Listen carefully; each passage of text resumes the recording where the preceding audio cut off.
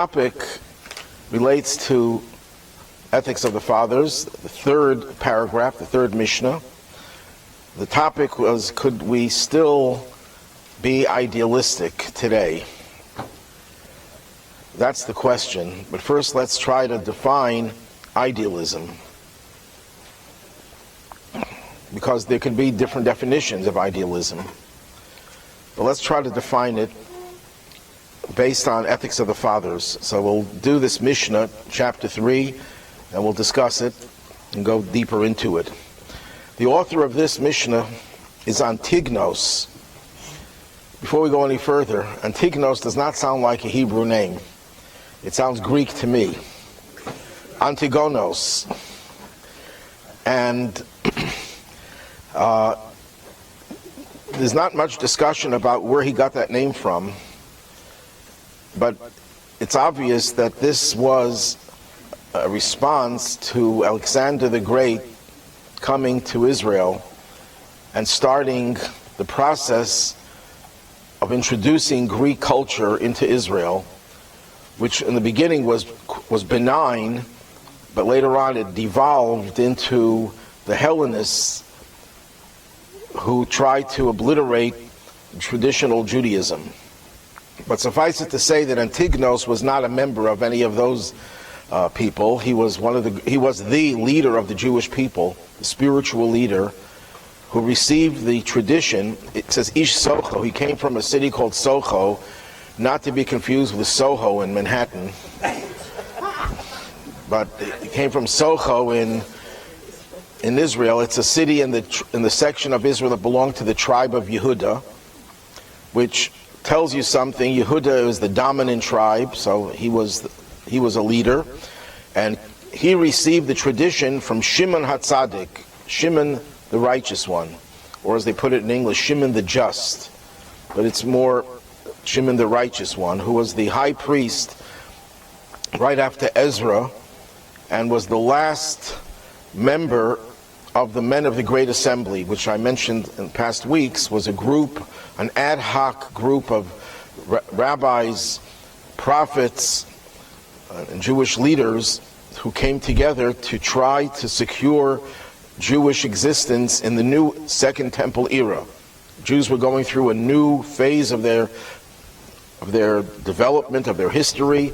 It was very new to them. They had gone into exile, and they had to adjust to a new situation. So Shimon HaTzadik was the last surviving member of that group. And if you remember, he said the world stands on three things: on Torah, Avoda, which is service, usually referred to as the sacrifices, or prayer, which take the place of sacrifices, and Gemilus Chasadim, acts of loving kindness. Antignos, I'm going to speculate about the name. I mean, he didn't give the name to himself. His father gave it to him. His mother gave it to him, one of them at least. But the name itself has an interesting meaning. Anti is anti, and gonos, anti-knowledge. Is Gnostic, right. But that's what the word knowledge, the word cognition is related to that word of gonos in Greek. So was he in some way anti-knowledge? Doesn't sound right that this man who was the greatest scholar of Israel at that time would be anti-knowledge. But I think that, this is just a suggestion, that as Greek culture, which always promotes the idea of knowledge, of philosophy, of science, and that is greater and more important than anything else. They worshipped, they glorified science and philosophy, the science of those days. You have Aristotle, Plato, Socrates, and so on. And Judaism is anti-gonos, is anti that conception of knowledge. That we believe that the Torah, which is also knowledge, is a transcendent knowledge. It's not just human knowledge. It's not just based on rational thought. It's above it. So somehow, as he was going through this new period where Greek knowledge was becoming more and more a major influence, his name providentially, because I don't think his parents necessarily had this in mind, but providentially, his name represents his opposition to that type of rationality, or that type of worship of the mind, worship of knowledge and logic. And this comes in to the discussion that he is going to give us about the ideal person, his view of idealism. Because when you talk about idealism, you're talking about going above the norm. Most people are either normal or normal. Some people can go above normal. And that's what Ethics of the Fathers is. It's to help us go above normal, to be supra-normal, beyond logic, beyond nature. The Talmud itself says that if you want to be a chassid, and the Talmud uses that term as a person who is not content with just following the law, but wants to go within the law, lifnim mishurat hadin, within the order of the law. He wants to transcend, go deeper, not just the surface. He wants to go above and beyond, or within. And therefore, Antignos, his name itself, gives you that concept of going above logic. Not being content with logic, because, and this is something I'm sure everyone heard 1,000 times, who were the people in the 20th century who identified with logic, with philosophy, with science, with rationality, more than any other country in the world? The most depraved country in all of human history. The Germans, of course.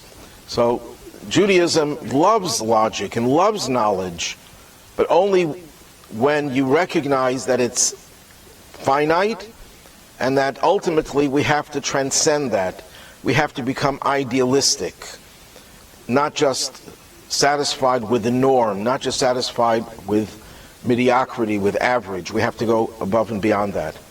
So Antignos, who came from the city of Socho, I'm not going to go into the word Socho, except to say that if there has any meaning, the word Socho is the first, it's mentioned in the Bible, it's mentioned in the book of Joshua as a city in the place of Yehuda, but it comes from a root that means to see, a seer. Who was the first Jewish woman? The first Jewish woman. Sarah. What was her original name? Yiscah. No, Yiscah. Yiscah. She's mentioned in the Torah as Yiscah before she's mentioned as Sarah, which means that she had vision. She was able to see beyond. And maybe that's also tied in over here, that you don't just look at what is in front of you, you see beyond. You see into the future, and that which transcends the norm.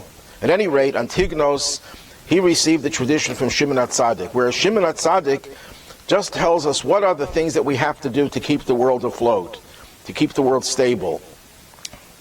You have to have Torah to teach you how to live your life. You have to have prayer to cultivate a relationship with God. You have to have acts of kindness so you can help other people and make the world a better and a nicer place, and so on and so forth. That's all important and basic. But it doesn't tell you about your attitude. You could learn Torah and be a horrible person, have a horrible nature. You could pray all day, and yet you could still not be a good person. You can act kindly, but you can still be a rotten person, where you do an act of kindness and you're expecting quid pro quo. You're expecting, okay, now when are you going to return the favor to me? So you could do all the good things, but you can still be a very incomplete and imperfect person. So Antignos is complementing or supplementing what we just heard from his teacher. He says, yes, that's true, you need Torah, you need avoda, you need acts of kindness, but you want to go beyond that. You want to augment your good deeds with good attitudes, with good values. The truth of the matter is that when we talk about idealism, and we didn't even start talking about what is idealistic and how he defines it, but when you talk about idealism, you have to discern between subjective and objective. What do I mean by that? There are certain things that are objectively idealistic. helping someone who doesn't owe you anything is an objectively idealistic thing. You may be a rotten, horrible person. You may be doing it only because you want people to see, you want your picture in the newspapers. I don't know if that happens anywhere, that people want their picture in the newspapers. But unfortunately, we're living in a world, a media world, where if they don't put your picture in the newspaper, you get onto Facebook. And you put your own picture there over and over again. But that's part of life today. So you can do something that's objectively idealistic, but subjectively it's not. You're doing it for the reward, you're doing it for the acclaim, you're doing it for the response of that person or of society. But at least you're doing something objectively idealistic. If we had a world in which every person would be kind for the wrong reason, you know what? That would be a wonderful world. Even though people don't really do it sincerely, but we're living in a world where we're seeing, again, it's the media doesn't necessarily give you the accurate picture, but we're seeing so much violence, so much hatred, so much negativity. It would be refreshing to see people do good things for the wrong reasons. The truth of the matter is, there's no such thing as doing a good thing for the wrong reasons. Well, how could that be? It says in the Talmud, and Maimonides codifies this, that a person should always engage in the study of Torah and the performance of mitzvahs for the wrong reasons, shelo lishma, not for its true reason, because God says we should do it, but you're doing it for ulterior motives. You should still do it. Why? In the Hebrew, I'll read the Hebrew and translate it literally and then translate it the way it's supposed to be understood. Mitoch shelo lishma ba lishma. From the ulterior motive, it'll eventually lead to doing it for a pure motive. Which simply means that if you get a person to do something good for the wrong reason, eventually they'll do it for the right reason. Now, how does that work? I'm going to talk about it on two levels. Level number one, take a little child, a 2-year-old, terrible 2. How do you get the little toddler to do something that you want it to do? You bribe it. Simple as that. You give him a toy, a candy. You get older, you give your kid a Ferrari. Same thing. Same thing. Just a little bit more expensive. Not much. But you bribe the little kid. You get older, the kid is a little bit more sophisticated. You can't give him a candy or a little toy. You have to get him something more expensive. Now, we should ask a question. Why is that proper? It's fundamentally disingenuous.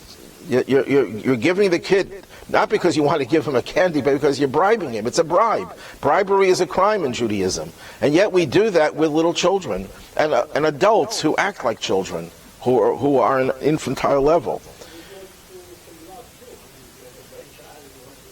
But we're not talking about grandparents. Grandparents are a totally different subject. They spoil their kids, their grandchildren, because they're all perfect. Right, but they're very dangerous. They get in the way of the parents raising the children. So don't bring in grandparents. Some of my best friends are grandparents, so I have nothing against them. But why are we doing that? So the simple answer is that when you life is a conflict between selfish and selfless. We have an animal nature. A little child is a selfish little creature. It just wants to be held. It wants to be nursed. It wants to be cuddled. It wants everything, and you have to do it now. It's totally self-absorbed, and that's nice for a little baby. It's not nice for an adult to be that way, but a little baby does behave that way. And we have to treat the baby the way the baby's needs demand. But what happens is, when you get the child to do the right thing, what you're doing is you're putting greater emphasis on the selfless over the selfish. So little by little, you train the little child, the toddler, then the little kid, and then the adolescent, and then the teenager, and then the adult, to always put more emphasis on the selfless over the selfish. You can never get rid of the selfish, because a human being is created that way, that we want to take care of our own needs. So there's always going to be some aspect of our egos, of our selfish needs. And selfish needs are not necessarily evil, as long as they're balanced with selfless. And the more selfless we do, the more selfless becomes second nature to us, to the point where we become very good, idealistic people. So it's a matter of training ourselves to do selfless things. Even if we do it selfishly, then eventually we'll do selfless things with less selfish interest. Then there's a more moralistic explanation to this. The first one was like a conditioning process. The second one, we know that what causes us to do the wrong thing, we have a yetzer hara, an evil impulse. So our evil impulse tells us, don't give tzedakah, don't give charity, don't help your neighbor, don't do this. And it tries to stop us from doing the right thing. If we don't listen to our yetzer hara, we gave him a real, we clobbered him over the head. We weaken him. So the next time, the yetzer hara will not tell us to be as selfish as we were before. Because where does selfishness come from? It comes from the yetzer hara, from the evil impulse that we all have. When you give in to the evil impulse, let's say the evil impulse tells you, you know what, don't give charity because your heart is not in it. Wait until your heart will be in it, and then you can give. Don't help your fellow because you don't really mean it for the right reason. Therefore, don't do it. So what is the yetzer hara achieving? That you're never weakening him. You're always listening. So the odds are you'll never do the right thing. You'll never come around to doing the right thing. Nobody should ever postpone doing the right thing because their heart is not in it. Because if you do the right thing, in spite of the fact your heart is not in it, you clobber the yetzer hara, and it gets weaker, and then the next time you'll do it for the right reason. Maybe not the next time, but the time after or the time after. Then there's a third, deeper, more mystical explanation. If we take the words of the Talmud, mitoch shelo lishma. What does mitoch mean? From the ulterior motive will come to the pure motive. But if you really translate it more literally, it means from within the ulterior motive is a pure motive. That means that looks are deceptive. When you think you're doing something good for the wrong reason, that's one layer of your personality. But deep down, your neshama, your soul, your godly soul, wants to do the mitzvah for the right reason. And eventually, if you keep on doing the mitzvah for the wrong reason, the real reason that you're doing it, which is within you, will come to the fore. And you will do it, and you will be idealistic. And I can share with you dozens, if not hundreds, of stories of people who you would always think are the least likely to do things that are idealistic, the least likely to give their lives to save someone else. If you ask people, go around the table, which I'm not going to do, but if you ask how many people could say with sincerity and conviction, I am prepared to die to save another person. You could say it, but you don't know that it's true until it happens. No one should ever be tested that way, but you never know what a person is prepared to do under dire circumstances, in times of crisis. But sometimes you find people who you would never imagine would do anything that's heroic. And yet, when it comes to a test, they're the ones who give their lives. And they did heroic things. Where did they get it from? It was just created out of nowhere? No, it was always there, but it was covered up. And when a time of crisis arrives, something jolts you and allows something that's covered up and ensconced and encapsulated within you to come out in the open, and you're able to become heroic. So to make a long story short, we are all idealistic, deep down. We all have that idealism. Yes, there's another layer of us that's very selfish and very self-centered, and we can sometimes be very cruel and everything. But if we know that deep down we are all idealistic, it's much easier to reveal that. So let's see what Antignos says about how to be idealistic. He says, don't be al tiyu ka'avadim hamishamshin es harav al manas lekabel pras. Don't be like servants who serve their master with the intention of receiving a pras. A pras is like the English word prize. Literally, pras means something, a prusa. Prusa means like a piece. It's understood to mean not compensation, but a reward, but a gift. Don't even serve your master thinking that you're going to get a gift because you did the right thing. That is the highest level. That you don't do what is right because of that gift that you anticipate. Ella, but how should you behave? Havoka avodim, hamishamshin es harav, shelo almanas lekabel pras. You should be like servants who serve their master without the intention of receiving a reward. In other words, as the commentaries explain, when you do something out of love, you don't need the reward. There was a chassid. I didn't know him personally, but I used to see him around when he visited, who became very closely attached to the Lubavitcher Rebbe.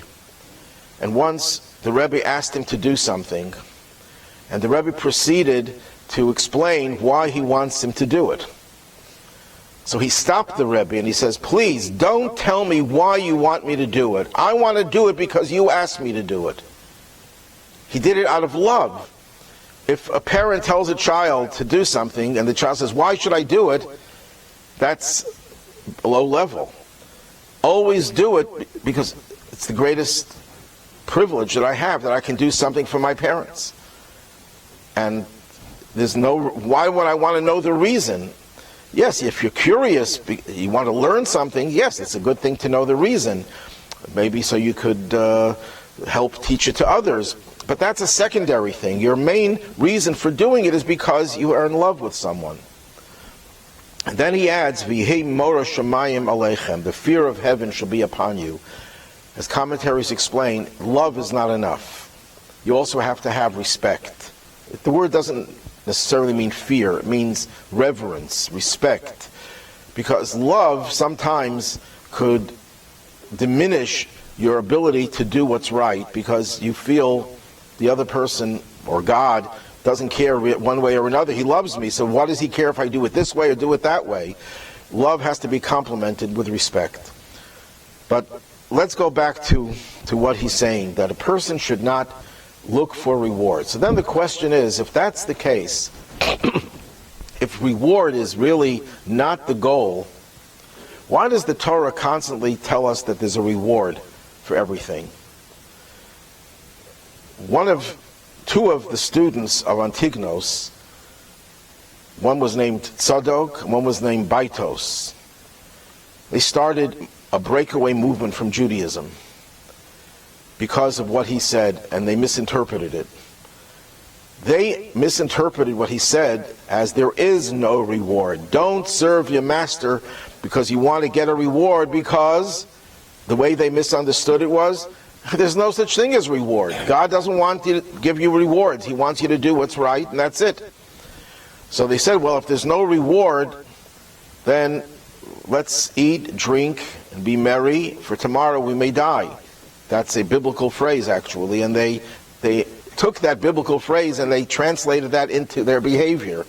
And that's where the Sadducees began. You know, most people who heard of the Sadducees heard it in the context of another religion. And they were the good guys, and the Pharisees were the bad guys, but it happens to be a total reversal. And that's an anti-Semitic trope. That what? That what? I think it's in the book of Isaiah. Leah will give you this also. But that is a biblical phrase as far as I remember. And they appropriated that because they said no reward. Why should we do anything if there's no reward? Let's just enjoy this world. And they broke away from Judaism. They started the sect called the Sadducees, which became very, very corrupt. They took over the monarchy, they took over the priesthood, and they aligned themselves with the Romans, and they were a real pain in the neck and caused a lot of problems. The Pharisees, on the other hand, were the leaders of the people respected.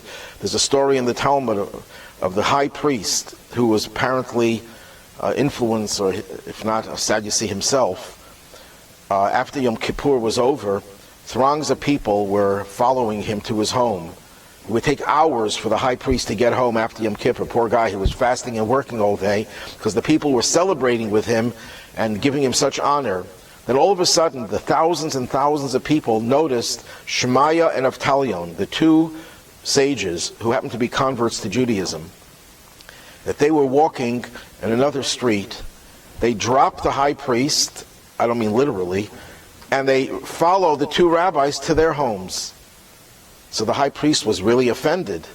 So he attacked, when they met later, he attacked them, says, "Who do you think you are? You're a bunch of heathens. You come from non-Jews. You don't have any real yichus, no ancestry, no pedigree."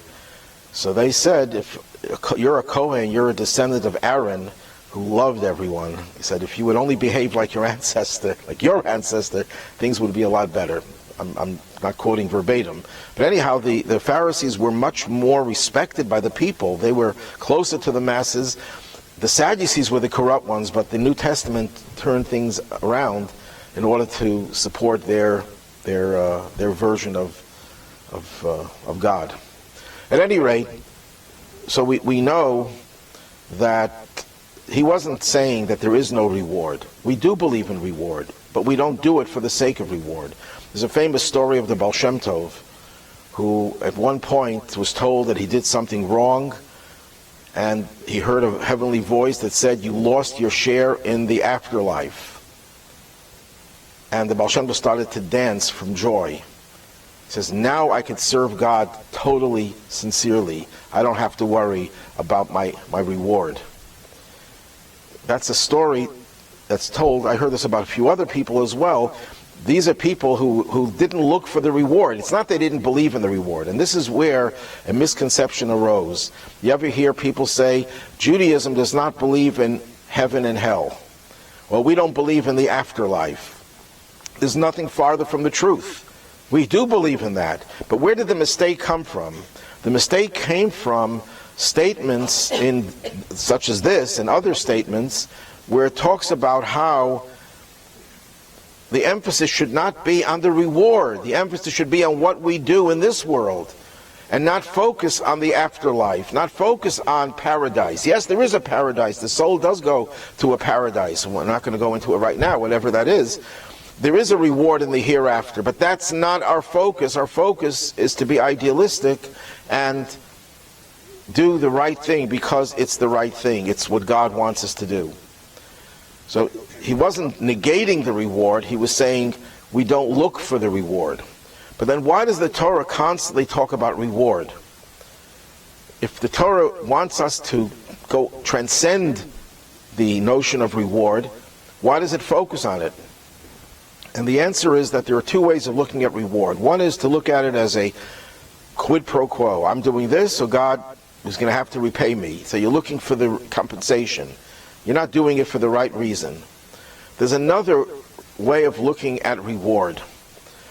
We believe, and this is I'm abridging this concept. This takes a long time to develop, but I'll say it in as few words as I can. We believe that God is real, and the Torah is real. And it's not just real, but it's the source of life.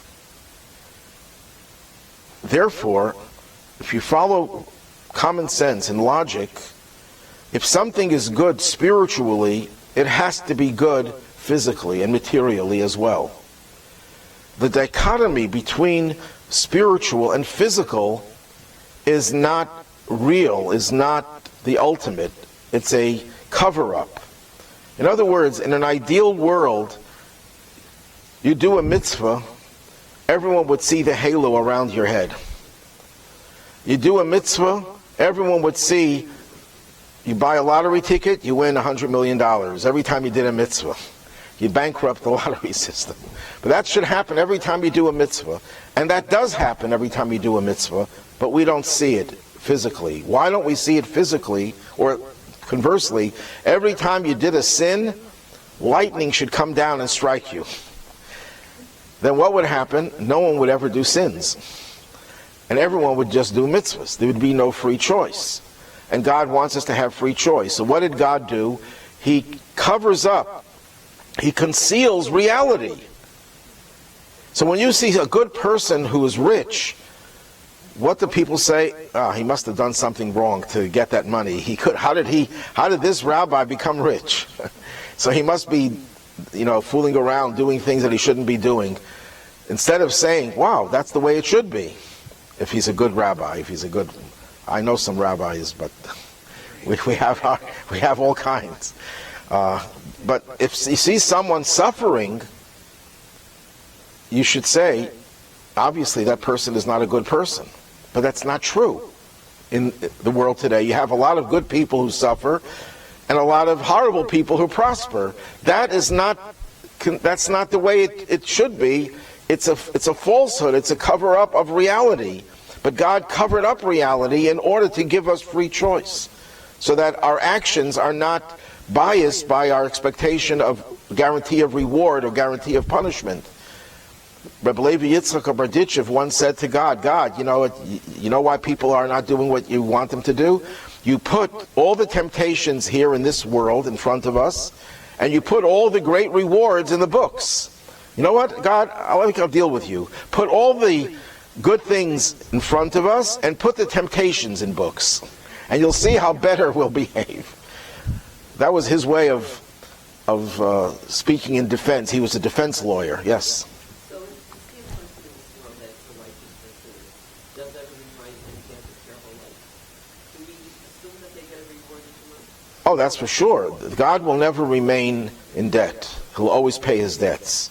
There's no question that this is a fundamental belief. Though we're not looking for reward is inevitable. God will not give you something that is challenging and not reward you for you who meet the challenge. But that's not what we should be looking for, but we should expect it. Not because we want it. When you see somebody whose life was tragic, they have a reward. Right. We like them to have the reward here. And we don't in any way say, you know what, you should be happy because you're going to get the reward in the next world. We should try to make them happy in this world.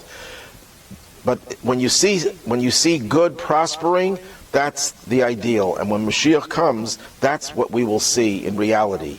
But that's the reality today. It's just covered up. So then, yes, reward exists. There is reward. There's reward even in this world in some cases. Certainly reward in the next world. We don't do it for the reward, but the reward is definitely there. Yes. Even for the ones for the Holocaust? What do you mean? Well, others were dead in the Holocaust. God will certainly repay them. There's no question about it. Someone once said to the Rebbe, he said, why did God allow the Holocaust to happen? The general response that the Rebbe would give is that we don't understand God's ways, and it's impossible for us to understand it. But once he gave a different answer. He said, why do you want to justify God? Let him owe us something. Why are you getting him off the hook? If you start saying, well, I hear a rabbi saying this, and it's very disturbing to me. Well, the Jews didn't do this right, they didn't do that right, as if that makes sense out of it. 1.5 million babies with children murdered because some people didn't do the right thing. Does that make sense? Is that a rational explanation? But I don't know why people feel forced to explain the Holocaust as if God needs them. God has better lawyers if he needs a lawyer. He doesn't need us to be his lawyers. Why do we have to defend God? We know that whatever God does is right. We don't understand it, but we know that he owes us something. He owes the Jewish people something. Some people say, well, we got Israel because of the Holocaust. That's no justification. As great as it is to have Israel, and we're very grateful for it, we can't say that that justifies the Holocaust, because if it does, you'd have to say that before the Holocaust as well, which no normal person would say. Yeah, let's get Israel. Oh, it's going to cost 6 million Jews. Okay, go ahead. Would anyone say that? So you can't justify it by saying that we got Israel, therefore it was justified. But certainly every victim of every Jew who died because he or she was a Jew will get rewarded. God will make amends for what happened that was painful. Okay, if anyone has to leave, this is lunch and learn. This is middle of the day, so I'm here to stay. But if you could leave. Yes. Tzadok and Baitos. They became the leaders of two sects called Tzadukim and Baitusim.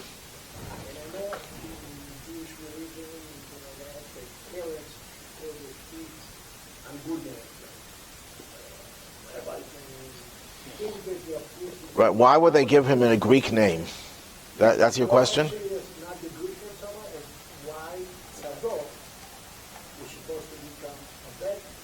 Tzadok is a nice name. Yeah, that's what he's saying. Why would name after a guy that did that? If he becomes such a bad You mean, why would we name children today Tzadok? Because there were other people who had the name. There was a Kohen, a famous Kohen Gadol, who was named with Tzadok.